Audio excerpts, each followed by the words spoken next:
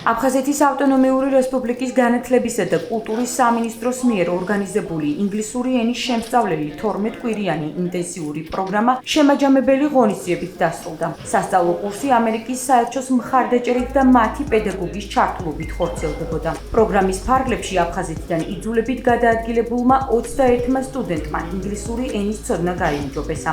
სტუდენტებს პროგრამის წარმატებით დასრულება მიულოცეს და სერტიფიკატები გადასცეს აფხაზეთის ავტონომიური რესპუბლიკის მთავრობის თავმჯდომარემ რუსლან აბაშიძემ და განათლებისა და კულტურის მინისტრმა ეკა ხოფერიამ.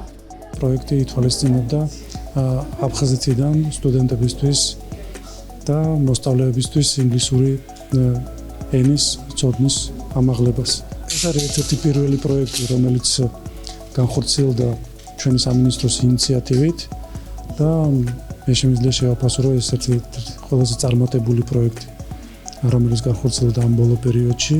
მინდა მადლობა გადაუხადო ამერიკის საელჩოს ამ პროექტის მხარდაჭერისთვის და იმის იმედით, რომ ეს პროექტი იგივე წარმატებით გაგრძელდება.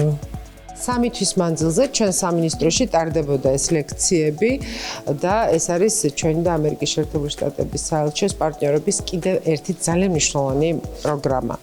შედეგები გვაქვს ძალიან კარგი, ნამდვილად უკვე თავისუფლად ლაპარაკობენ, შეიძლება ყველა არა, მაგრამ ნაწილი სტუდენტებისა და რაც თავარია შევთანხმდით, რომ მომავალ წელს ეს პროგრამა გაგრძელდება. Very important for me to work with Georgian youth and I see a ჩემთვის ძალიან კარგი გამოცდილება იყო ქართველ ახალგაზრდებთან მუშაობა. მათში მე ვხედავ ნათელ მომავალს ამ ქვეყნისთვის. ძალიან ნაყოფიერად ვიმუშავეთ, გავხდით უფრო კრეატიულები, მშრომელები და კონცენტრირებულები. It was a pleasure and მადლობა ყველას.